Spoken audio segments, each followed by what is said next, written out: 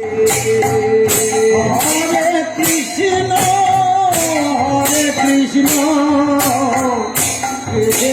কৃষ্ণ হরে হরে হরে রাম। সবাইকে রাসযাত্রার শুভেচ্ছা।